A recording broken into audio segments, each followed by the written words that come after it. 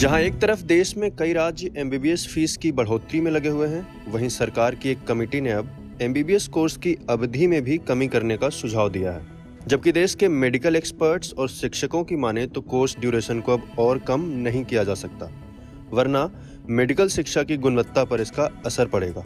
मौजूदा समय में एमबीबीएस कोर्स के लिए 4.5 साल पढ़ाई और 1 साल की इंटर्नशिप तय है, जबकि आयुष मिनिस्टर श्रीपद येसो नायक की अध्यक्षता वाली समिति ने सुझाव दिया कि एमबीबीएस कोर्स की अवधि 6 महीने इंटर्नशिप के साथ कुल 4.5 साल कर देनी चाहिए। ड्यूरेशन को कम करने के साथ ही ये भी सुझाया गया है कि देश के सभी डॉक्टर्स के लिए 2 साल ग्रामीण क्षेत्रों में सर्विस मैंडेटरी हो। एम्स भुवनेश्वर की डायरेक्टर बी गीतांजलि के अनुसार कोर्स पहले से ही काफी छोटा है। एक मीडिया सोर्स से बात करते हुए उन्होंने कहा कि मुझे नहीं लगता कि एमबीबीएस कोर्स को आगे और छोटा किया जा सकता है। अभी ये सबसे छोटा है क्योंकि अभी इसमें बहुत कुछ सीखा जाना बाकी है।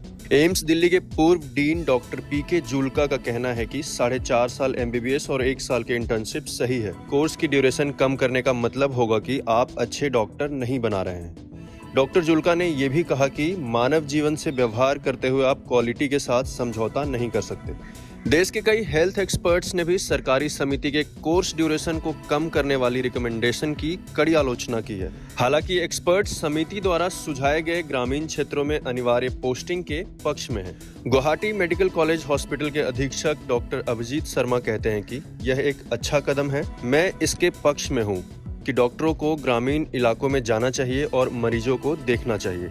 हालांकि डॉक्टर गीतांजलि कहती हैं कि डॉक्टरों के लिए ग्रामीण क्षेत्रों में पोस्टिंग की व्यवस्था पहले से ही मौजूद थी।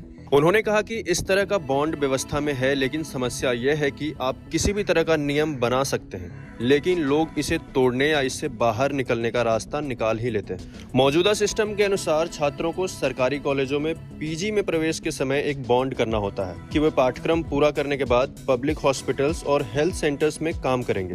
हालांकि यह प्रणाली सभी राज्यों में समान नहीं है। सरकारी समिति के इस रिकमेंडेशन पे अपने सुझाव एवं शिकायत आप कमेंट करके बता सकते हैं और आगे आने वाले अपडेट्स के लिए बने रहें रूस एजुकेशन के साथ।